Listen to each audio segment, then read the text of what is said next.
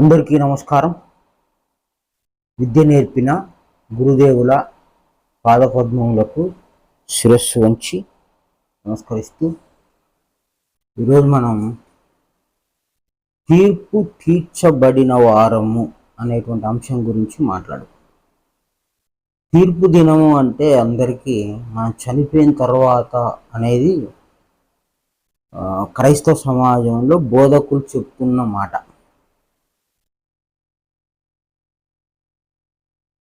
తీర్పు తీర్చబడిన వారము అని ఏ ఒక్క బోధకుడు చెప్పడం లేదు. అంటే జ్ఞాన పరిపక్వత లేకపోవటం చేత, జ్ఞానులు లేకపోవటం చేత, ఈ బైబిల్లో ఉన్న మర్మాన్ని అర్థం చేసుకోలేకపోవటం చేత తీర్పు తీర్చబడిన వారము అనేటువంటి జ్ఞానము లేదు. చనిపోయిన తర్వాత తీర్పు తీర్చబడతాము అనేది ఆ జ్ఞానం ఉంది, కానీ అది ఎలా ఉంది ఏంటిదని తెలియదు. ఇప్పుడు తీర్పు తీర్చబడిన వారము మనము అంటే నమ్మశక్యం కాదు. ఎందుకు? ఆ జ్ఞాన బోధ ఇంతవరకు వినలేదు కాబట్టి. ఇప్పుడు మనల్ని మనం పరిశీలన చేసుకుంటే, లోకాన్ని పరిశీలన చేస్తే అందరూ ఒకేలాగా లేరు. చాలా తారతమ్యాలతో, వ్యత్యాసాలతో, రకరకాల బాధలతో, రకరకాల విధానాలలో జీవిస్తున్నాం. ఈ రకరకాలు ఎందుకు వచ్చినాయి అంటే, ఈ రకరకాల తీర్పులు ఉన్నాయి కాబట్టి రకరకాలైనటువంటి పద్ధతులు వచ్చాయి. ఇప్పుడు కుల వ్యవస్థ భారతదేశంలోనూ లేదు, ప్రపంచం అంతటా ఉంది. ఒకరిని ఒకరు చంపుకోవడం అనేది మొత్తం భూమండలం అంతా ఉన్నది. కానీ ఎవరికి వాళ్ళే కొత్తగా అనుకుంటారు, ఎవరికి వాళ్ళదే ఇది మా వరకే జరుగుతుంది అని అనుకుంటారు అన్నమాట. ఈ విధంగా మనం గమనిస్తే మనం తీర్పు తీర్చబడిన వారం. ఒక స్త్రీ తను వేశ్యావృత్తి చేసుకుంటుంది అంటే ఆమె తీర్పు తీర్చబడినది. ఒకడు రౌడీగా ఉన్నాడంటే వాడు తీర్పు తీర్చబడిన వాడు. ఒకడు రోగస్తుడుగా ఉన్నాడు అంటే వాడు తీర్పు తీర్చబడిన వాడు. మనందరం తీర్పు తీర్చబడి ఆ తీర్పు తీర్చబడిన అనుభవాన్ని మనం అనుభవిస్తున్నాము. కాబట్టి ఎవడు గొప్ప కాదు, అందరికీ తీర్పు తీర్చబడి ఉన్నది. బైబిల్లో దీన్నే గురువు అయిన క్రీస్తు ఏమంటున్నాడు? నీ తల వెంట్రుకలన్నీ లెక్కింపబడి ఉన్నాయి, నేను లెక్కబెట్టిన అనేదాన్ని తీర్పు తీర్చబడింది అని కూడా చెప్పవచ్చు. యోబు గ్రంథంకి వెళ్తే, యోబు జ్ఞాని గనక యోబు మాటలను మనం తీసుకుందాం. మనము నిన్నటి వారమే, మనకేమీ తెలియదు. నిన్నటి వారం అన్న విషయం మనకు తెలియదు. మన దినములు నీడ వలె ఉన్నవి. ఇప్పుడు మనం అనుభవిస్తున్న ఈ నీడ, ఈ జీవితం ఏదైతే ఉందో, ఇదంతా తీర్పు తీర్చబడక ముందు సంపాదన. ఆ సంపాదనతో తీర్పు తీర్చబడి మనం ఈరోజు ఈ లోకంలో అనుభవిస్తూ ఉన్నాము. కాబట్టి తీర్పు దినము జరిగింది మనకి. జరిగిన తర్వాత వచ్చిన జన్మ ఇది. కనుక మనం అందరము తీర్పు తీర్చబడిన వారమే.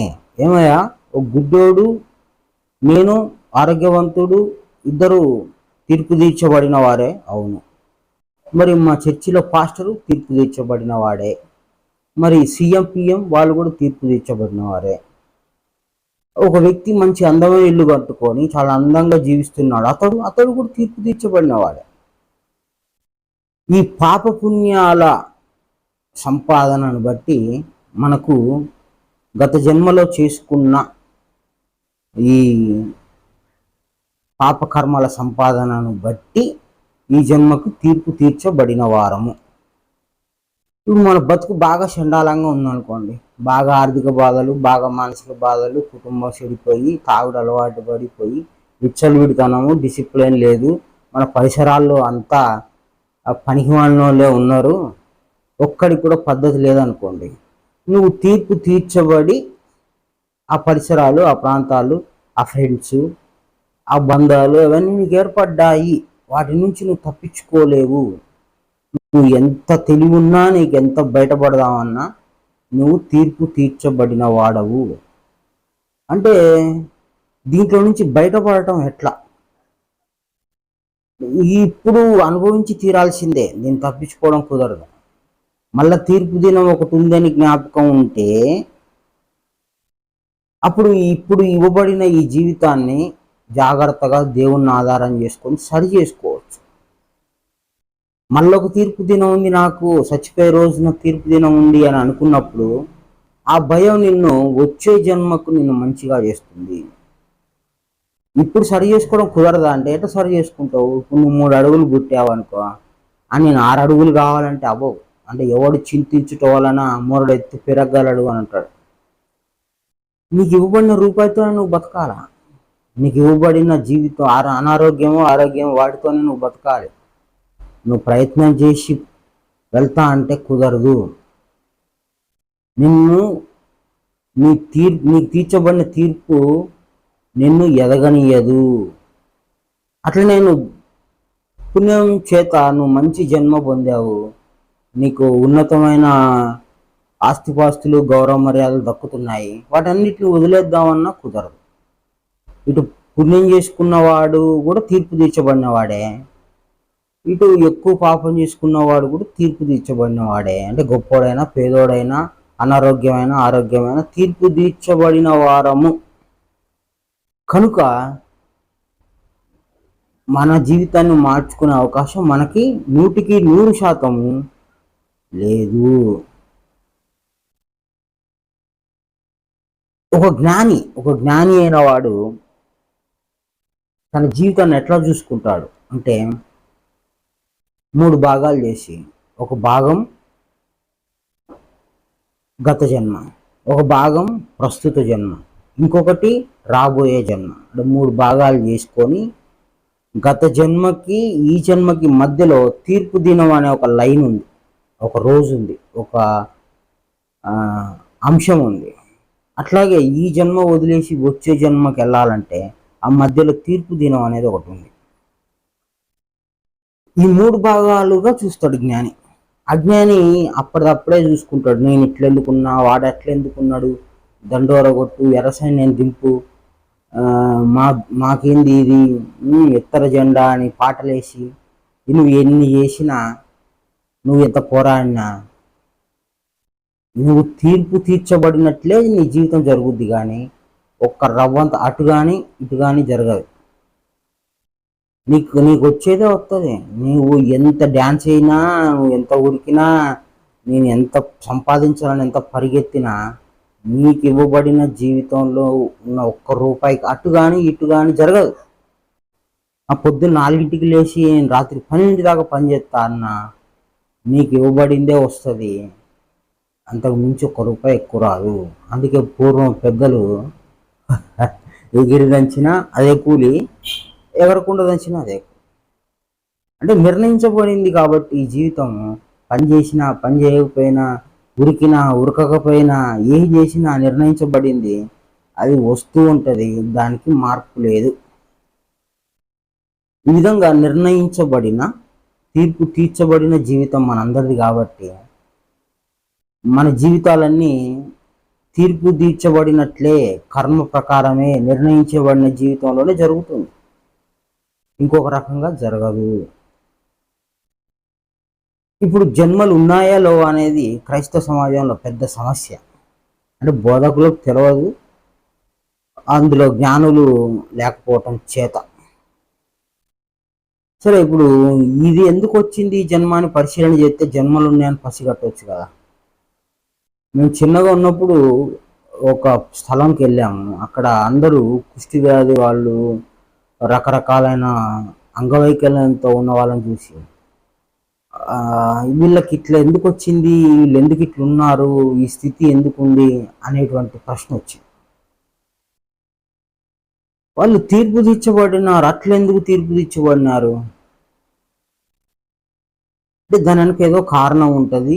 గత జన్మలో ఏదో అజ్ఞానంతో కూడిన పనులు ఉంటాయి, దాని చేత వాళ్ళకి ఆ జన్మ వచ్చి ఆ జన్మ ముగిసే వరకు వాళ్ళు ఆ స్థలంలోనే ఉండాలి, ఆ జీవితమే గడపాలి. వాళ్ళకు ఆరోగ్యకరమైన జీవితం ఉండదు. ఇప్పుడు ఇట్లా చూసుకుంటే కొంతమందికి కొన్ని క్షమించరాని పాపాలు మనం చూస్తున్నాం. వాళ్ళ అంగవైకల్యంతో రకరకాలైన ఆ చూడ్డానికి కూడా అరే జాలి కలిగించే విధంగా ఎందుకు ఇట్లా ఉన్నారు అనేటువంటిది మనకు ఏర్పడుతుంది. దీనన్నిటికీ కారణం తీర్పు తీర్చబడుట. సరే, ఒక హైదరాబాద్లో ఒక ముష్టివాడు అడుక్కునేవాడు చనిపోయాడు. చనిపోతే వాడి శవాన్ని తీస్తూ ఉంటే వాడి శవం కింద అంటే వాడు ఉన్న ఆ చోట్లో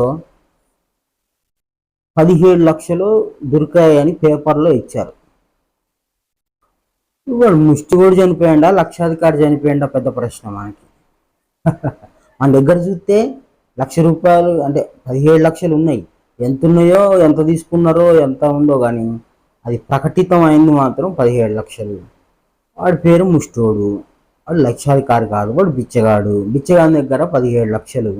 వాడిని లక్షాధికారి అందామా, వాడు బిచ్చగాడు అందామా? అంటే వాడు ఆ జీవితము అలాగే గడపాలి. వాడు సంపాదించటమే కానీ సంపాదించిన దాంట్లో రూపాయి కూడా తినకూడదని వానికి నిర్ణయం జరిగింది. వాడు సంపాదించిన సంపాదనలో రూపాయి కూడా వాడు తినకూడదు. అదే వానికి నిర్ణయించబడిన తీర్పు. కనుక వాడు అలాగే సంపాదించాడు, దాచిపెట్టాడు. వాడు చనిపోయాడు. వాడు బిచ్చగాడిగా బతికాడు, బిచ్చగాడిగా చనిపోయాడు. ఆ డబ్బంతా అక్కడ చూపిస్తున్నాడు లోకానికి. ఏమని? నిర్ణయించబడిన జీవితం గడిపాను, డబ్బున్నంత మాత్రాన నా స్థితి మారదు. వాడు లక్షాధికారి చనిపోయిన అని అనాలి వాస్తవంగా, కానీ అది జరగలే. వాడిని మోయడానికి మున్సిపాలిటీ వాళ్ళు వచ్చి ఆ డబ్బులు గవర్నమెంట్కి అందజేసి చేశారు. అంటే ఇక్కడ ఈ చూసినప్పుడు మనకు ఒక ఆలోచన రావాలి, ఎందుకు ఇట్లా జరుగుతుంది అని. ఈ విధంగా తీర్పు తీర్చబడిన వారం కాబట్టి మన జీవితాలు ఎట్లా నిర్ణయించబడిందో అట్లానే జరుగుతుంది. మార్చుకోవటము 100% కుదరదు. ఒకడు తాగుబోతుడు, ఒకడు తిరుగుబోతుడు, వేశ్య, రకరకాలైన వ్యక్తుల్ని చూస్తుంటాము. ఇదంతా తీర్పు తీర్చబడినాం. మరి ఎట్లా ఈ భయంకరమైన స్థితి నుంచి తప్పించుకోవడం ఎట్లా? మన జీవితాలు బాగు చేసుకోవడం ఎట్లా? మనం ఎట్లా ఈ రాబోయే తీర్పు దినమైనా కనీసం జాగ్రత్త ఉందా?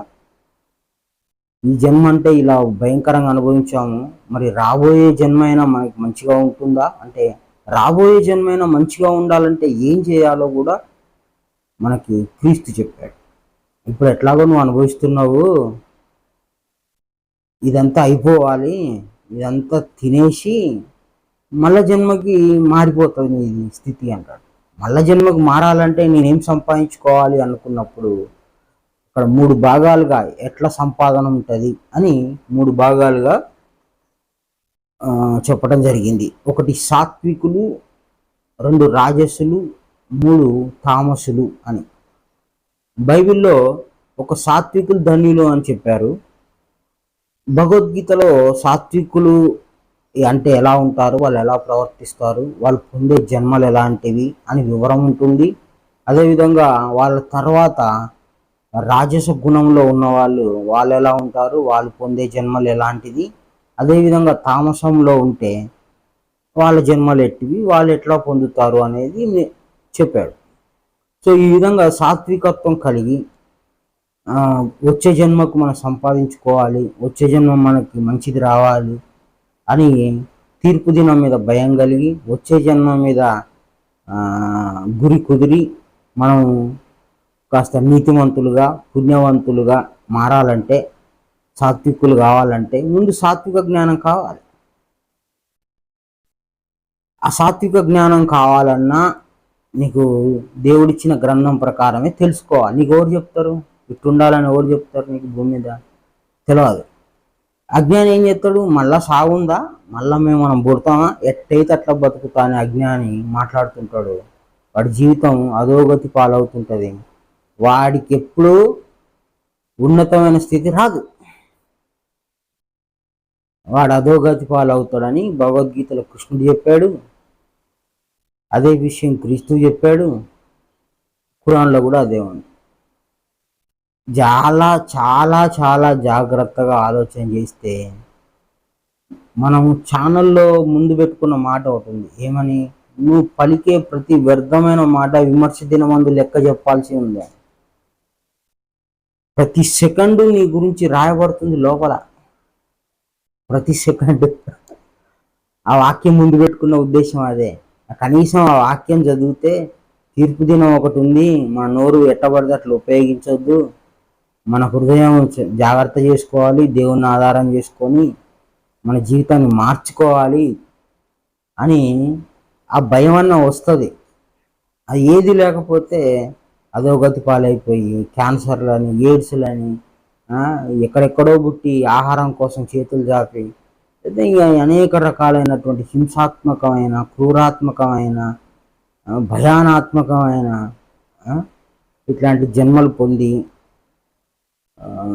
దేవుణ్ణి తెలుసుకోలేక, భూమి మీద ఉన్న విలువైన జీవితం పొందలేక నరకం అనుభవిస్తాము. నరకం ఎక్కడో లేదు, ఇక్కడే ఉంది.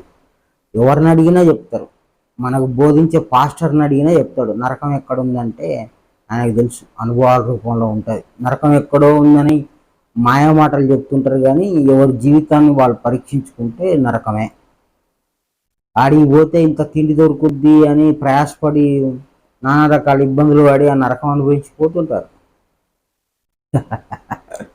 అని ఎవరి జీవితాన్ని వాళ్ళు పరీక్షించుకుంటే నరకం లోపలే ఉంది, శరీరం లోపల అనుభవిస్తుంటారు. మా అవమాన రూపంలో, రోగ రూపంలో, బలహీనతల్లో, ప్రయాస రూపంలో, ఆశ రూపంలో, ఇట్లా రకరకాలైన నరకాలు శరీరం లోపలనే అనుభవిస్తుంటాము. ఈ శరీర అనుభవంలో ఉన్న నరకాన్ని గుర్తించలేని వాళ్ళు కూడా బోధకులు అయిపోయారు ఈరోజు. ప్రతి ఒక్కరికి నరకం ఉంది, తీర్పు తీర్చబడిన వాళ్ళమే అందరం. కాబట్టి తీర్పు తీర్చబడిన వారం అన్న విషయం మనకు తెలవక మనము దైవజనులు, మేము ఆ జనులు, మా పరిశుద్ధాత్మ వస్తుంది, మేము మామూలు వాళ్ళం కాదు అని మోసం చేస్తుంటారు. ఈ మోసం దేవుడు రాసుకుంటాడు. వచ్చే జన్మ తీర్పు దినం ఉంది కదా, అప్పుడు తీసి నేను ఎక్కడ ఏ ఆఫ్రికా అడవులు వేయాలనో, ఏ ముష్టోడిగా ఏ కుష్టోడిగా పుట్టియాలనో ఆయన తీర్పు తీర్చి ఆయన ఎత్తాడు. అది మనకు సంబంధం లేదు. తీర్పు ఎట్లా తీరుస్తాడు అనేది మనకు సంబంధం లేదు. కానీ నువ్వు ఆడే ప్రతి అబద్ధం రాసుకుంటాడు, నువ్వు చేసే ప్రతి మోసం రాసుకుంటాడు. ఎంతమందిని చేస్తే అంతమంది పేరు రాసుకుంటాడు. కనుక మాట్లాడే ప్రతి మాట జ్ఞానయుక్తంగా ఉండాలి. ఆ జ్ఞానయుక్తంగా ఉండటం కొరకే మనం ఈరోజు దేవుని వాక్యాన్ని తెలుసుకోవడానికి ఇక్కడ కూర్చున్నాం. ఒకవేళ తీర్పు దినమే లేకపోతే మనకి దేవుని వాక్యం ఎందుకు? హ్యాపీగా ఆడుతూ పాడుతూ మర్డర్లు, మానభంగాలు చేసుకుంటూ, దొంగతనాలు చేసుకుంటూ, మన ఇష్టాసారం తాగుతూ, ఏడబడితే ఆడ తిని పద్ధతి లేకుండా బతకొచ్చు కదా. మన ఇష్టం. ఇంకా తీర్పు అయినప్పుడు భయం ఎక్కడి నుంచి వస్తుంది? అందరితో పాటు మనం. కానీ నీతిమంతుడు పొందే ఫలం ఎట్లాంటిది, అనీతిమంతుడు పొందే ఫలం ఎట్లాంటిది, జ్ఞానవంతులు పొందే ఫలం ఎట్లాంటిది, సాత్వికులు పొందే ఫలం ఎట్లాంటిది, దేవునికి దగ్గరగా ఉన్న వాళ్ళ ఫలం ఎట్లాంటిది, ఈ విధంగా ఫలాలు ఉన్నాయి. మరి ఇప్పుడు ఒక జన్మంతా దేవుని ధ్యాసలో గడిపి నీతిమంతులుగా ఉండి, సత్యవంతులుగా ఉండి, దేవుని ఆరాధిస్తూ చనిపోయిన వాడు గొప్ప జన్మలో పోతాడు. వాడు మంచిగా నీతిగా బతుకుతాడు కాబట్టి వానికి మంచి ఫలితం ఉంటుంది. తీర్పు దినం తర్వాత వాడికి మంచి జన్మ వస్తుంది. ఇష్టానుసారంగా బతికి చచ్చిపోయిన వానికి చెడ్డ జన్మలు వస్తాయి, నరకప్రాయమైన జన్మలు వస్తాయి. ఎందుకు ఇప్పుడు అందరికీ ఒకటే, ప్రభు నందు నిద్రించేవాడు ధన్యులు అని ప్రతి పనికిమాలినోడికి ఆ మాట పెడుతుంటారు. అసలు నిద్రించేది లేదు, ఏం లేదు. వాడు పోయి మళ్ళీ తీర్పు ఎక్కడనో వాడు ఏడనో పుడతాడు, వాడు ఎక్కడనో జీవితం గడుపుతాడు. ఈ జీవితం వాడు ఎట్ట గడిపిండని చూస్తే వాడు తాగటం, పిల్లాన్ని కొట్ట, పిల్లల్ని తిట్ట, వాడు పని మానేసి రకరకాలైన జీవితాలు గడిపి వాడు తాగి ఎక్కడనో యాక్సిడెంట్లో చచ్చిపోయినా మళ్ళీ ఈ పాస్టర్లు వెళ్ళిపోయి ప్రభునందు నిద్రించి వాడు ధన్యులు అని జ్ఞాపకార్థ కూడికలని ఆయన పేరు మీద ఫంక్షన్ చేసి అన్నం తినేసి సమాధి కట్టేసి మళ్ళీ ప్రతి సంవత్సరం సమాధికి దండం పెట్టి పూలు పెట్టి రకరకాలు చేస్తుంటారు. వాడి పొందిన లోకం ఎట్లాంటిది? శాస్త్ర ప్రకారం దేవుడు చెప్పిన మాట ప్రకారం వాడు నడుచుకున్నాడా? వాడు 20-30 ఏళ్ళు వచ్చినా వాడు తాగుతూనే ఉన్నాడు, వాడు అస్తవ్యస్తంగానే ఉన్నాడు.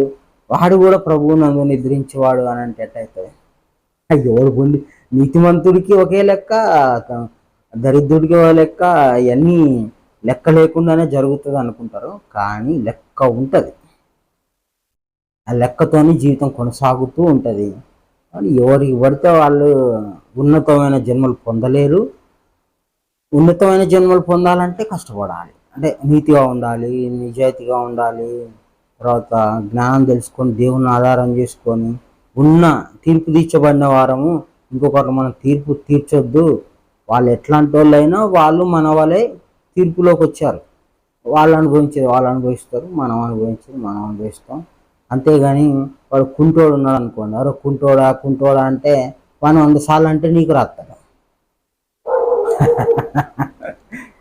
వాడు తీర్పు తీర్చబడినాడు, వాడిని ఎందుకు నువ్వు తిడతావు? అందుకే నువ్వు తీర్పు తీర్చే చొప్పున నీకు కూడా తీర్తా అంటాడు దేవుడు. నువ్వు కొలిసేదాన్ని నీకు కొత్తా అంటాడు. నువ్వు వాడిని ఎందుకు అనాలి? వాడు ఎట్ట అంటాడు, నువ్వు కూడా ఎట్ట అంటాడు. ఎందుకు? వాడు తీర్పులోనికి వచ్చాడు, నువ్వు తీర్పులోనికి వచ్చావు. వాడు కొద్దిగా ఎక్కువ చేసుకున్నాడు, ఒక 2 కేజీలు వాడు పాపం ఎక్కువ చేసుకుంది కాబట్టి వానికి అది వచ్చింది. మళ్ళీ నువ్వెందుకు వాడిని తిట్టి సంపాదించుకోవాలి? ఇట్లా మనకు భయం లేదు. నోరు అసలు జ్ఞాన భయం లేకపోతే మనం ఇక విచ్చలవిడిగా నోరుని వాడుతుంటాం ఇష్టానుసారంగా. తిట్టు తెలుగులో బంగారు పదాలన్నీ ఉపయోగించుకుంటూ తిడుతుంటాం. రకరకాల తిట్లు, ప్రయోగాలు. నువ్వు పలికే వ్యర్థమైన మాట విమర్శ దినం ఉంది, ఆడ లెక్క చెప్పాలి, అప్పుడే అనుభవించాలి అని తెలియదు. మన మాట మనకే కత్తిగా మారి మనల్నే బాధ పెడుతుందని తెలియక రకరకాలైన తీర్పులు తీరుస్తుంటారు, రకరకాలైన జీవితం గడుపుతుంటారు. జ్ఞాని అలా గడపకుండా ఇది దేవుని విధానము, దేవుని పద్ధతి అని గత జన్మము, ప్రస్తుతము, రాబోయే జన్మాన్ని 3 భాగాలుగా గమనించి తీర్పు తీర్చబడిన వారము, తీర్పు తీర్చబడే వారము అని జ్ఞాపకం పెట్టుకొని ఎరుకగలిగి జ్ఞానం కలిగి ఆచితూచి నడుస్తుంటాడు జ్ఞాని. అజ్ఞాని వాడికి ఇవన్నీ తెలియదు. దానికి వాడి ఈ సమయంలో వాడికి ఏదైతే ఇవ్వబడిందో వాడు కాస్త పుణ్యం ఎక్కువ వచ్చి మంచి కులంలో పుడితే తక్కువగా ఉన్న వాళ్ళని తక్కువగా చూసి వాళ్ళని తిడుతుంటారు. అరే తక్కువ జాతోడా, అరే ఇది అది, అరే తొరే అని మాట్లాడుతుంటారు. వాడు తక్కువ జాతికి వచ్చిండు, వాడు తక్కువ జీవితం గడుపుతున్నాడు అంటే వాడు తీర్పు తీర్చబడిన వాడేగా. మరి నీకు ఆ జ్ఞానం లేకపోతే వాడిని తిడతావు, వాడిని తిడితే నీకు రాసుకుంటాడు మళ్ళా జన్మల. మళ్ళీ నువ్వు వానికంటే తక్కువ పుడతావు, వానికంటే హీనంగా పుడతావు, నీకు తెలియదు. ఎంత పెద్ద గందరగోళం, మాయా ప్రపంచం. దేవుడి చట్టాన్ని జాగ్రత్తగా సూక్ష్మంగా అర్థం చేసుకొని భయం పెట్టుకొని నడుచుకోవాలి. ముందైతే మనం తీర్పు తీర్చబడిన వారం కాబట్టి, అందరం అట్లనే ఉన్నాం కాబట్టి, అందరం ఈ లోకంలోనే ఉన్నాం కాబట్టి ఒకరినొకరు తిట్టుకోవాల్సిన పని లేదు, ఒకరినొకరు ఎత్తి చూపుకోవాల్సిన పని లేదు. దేవుణ్ణి ఆధారం చేసుకొని జీవితాన్ని మరు జన్మకు సరి చేసుకోవాలి. దీపం ఉండగానే ఇల్లు చక్కబెట్టుకోవాలి. దేవుణ్ణి ఆధారం చేసుకోకపోతే మన జీవితము సరి కాబడదు, సరి చేయబడదు. కాబట్టి ఏ బోధకుడైనా, ఏ జ్ఞాని అయినా, ఏ భక్తుడైనా 3 భాగాలుగా తన జీవితాన్ని చూసుకోవాలి. గత జన్మము, ప్రస్తుతము, రాబోయేది. ఇప్పుడు అనుభవించేది ఇప్పటిది కాదు, ఇప్పుడు సంపాదన కాదు, గత జన్మ తాలూకు. గత జన్మలో సంపాదన ఇప్పుడు మనం అనుభవిస్తున్నాం. ఏ రకంగా అయినా సరే కన్నీళ్ళు, కష్టాలు ఎన్నైనా ఉండొచ్చు, అదంతా గత జన్మ తాలూకు. నెక్స్ట్ జన్మకి మనం ఏం సంపాదించుకుంటున్నాం, ఏం పుణ్యం చేస్తున్నాం, ఏం నీతిగా ఉంటున్నాం అనేది అది వచ్చే జన్మకి. నువ్వు ఇప్పుడు ఏదైనా చేయగలిగితే, హృదయ శుద్ధి కలిగి ఉంటే, నీతిగా ఉంటే, దేవుని ఆధారం చేసుకొని సత్యంగా నడుచుకుంటే ఆ ఫలం అంతా నీకు నెక్స్ట్ వస్తుంది. ఇప్పుడు సంపాదన ఇప్పుడు రాదు. ఈ సంపాదన అంతా భావ రూపంలో ఉంది, జ్ఞాన రూపంలో ఉంది. కనుక ఏది చేసినా నాకు నిన్న ప్రార్థన చేసిన నాకు రిజల్ట్ రాలేదు, నిన్న నేను అన్నదానం చేసిన నాకు రిజల్ట్ ఏది, ఇట్లాంటివన్నీ వస్తూ ఉంటాయి. జాగ్రత్తగా పద్ధతిగా దేవుడు పెట్టిన చట్టాన్ని అర్థం చేసుకోవాలి. కర్మలు 3 భాగాలు. అంటే ప్రారంధం, అంటే ఇప్పుడు మనం అనుభవించేది ప్రారంధం. ఈ ప్రారంధంలో ఉంటూ అగామి అంటే సంపాదించుకునే పాపము లేదా పుణ్యం నిలువ ఉన్నదని సంచిత కర్మ అంటాం. ఈ విధంగా ప్రతిదానికి లెక్కలు కొలతలతో చెప్పేవాడే జ్ఞాని. ఆ లెక్కలు కొలతలతో ఉన్న దైవ గ్రంథాలే బైబిలు, ఖురాను, మరియు వీటన్నిటికంటే ముందు వచ్చిన భగవద్గీత. భగవద్గీతలో ఎక్కువ సమాచారం ఉంది. దాని తర్వాత గ్రంథము బైబిల్, దాని తర్వాత ఖురాన్. కాబట్టి భగవద్గీతను బాగా చదివితే ఈ కర్మ విధానము, ఈ జన్మల విధానం బాగా అర్థమవుతుంది. లేదండి మాకు మతాన్ని పిచ్చింది, మరి మేము ఈ పిచ్చిలోనే బతుకుతాం, భగవద్గీత చదవద్దన్నాడు మా పాస్టరు, మరి ఆయన నా బుద్ధికి అధిపతిగా ఉన్నాడు, ఆయన మాటే నేను వింటా, నాకు స్వతంత్రత లేదు, నాకు శాత కాదు అనుకున్నటోళ్ళు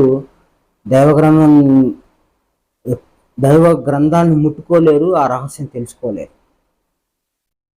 ఎక్కడ దేవుడి జ్ఞానం అయినా సరే తెలుసుకోవాలి అనేటువంటి కేవలం శ్రద్ధ బుద్ధి ఉన్న వాళ్ళకే జ్ఞానం, మత పిచ్చినోడికి కాదు. నేను అది చదవను అంటున్నావు అంటే నువ్వు బలహీనత ఏదో ఉంటుంది, నువ్వేదో ఇతరులకి బానిసగా బతికే జన్మలు ఏదో వచ్చి ఉంటాయి. నీకు స్వతంత్రత ఉండదు. ఈ విధంగా దైవం దగ్గరకు వచ్చినప్పుడు బలహీనతలు ఉండొద్దు. ఒకడు మన మీద ఒకడు పెత్తనం ఉండకూడదు. మనందరం దేవుని బిడ్డలము, దేవుడు ఒక్కడే. ఆ దేవుడే భూమి మీదకి వచ్చి భగవద్గీత, బైబిల్, ఖురాన్ ఇచ్చాడు. వీటి దగ్గర ఎవడు పెత్తనం అక్కర్లేదు. మన శ్రద్ధ బుద్ధి సరిపోతుంది. ఆ శ్రద్ధ బుద్ధి ఉన్న వాళ్ళ దేవుడు కానీ ఇంకొకరు కాదు. మేము ఇప్పుడు చెప్పేది క్రైస్తవ బోధ కాదు, దేవుడి బోధ. దేవుడు ఏదైతే చెప్పాడో అది. మళ్ళీ క్రైస్తవులకు మాత్రం మేము ఎప్పుడు చెప్పము. ఆ క్రైస్తవులు అనేటోడు మా దృష్టిలో లేడు.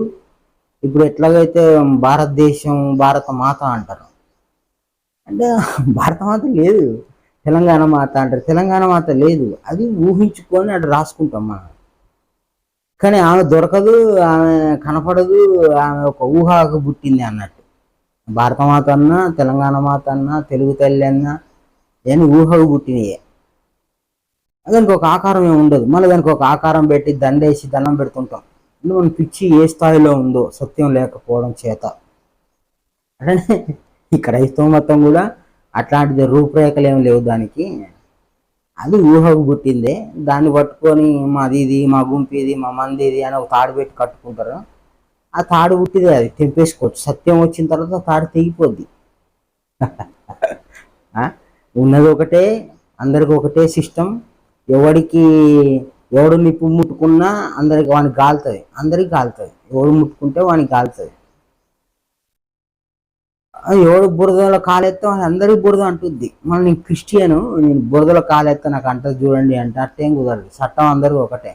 కాబట్టి పనికి వాళ్ళని అవన్నీ వాటిలో ఇరుక్కొని మాది ఇది అని దైవ గ్రంథానికి, సత్యానికి దూరం కావద్దండి.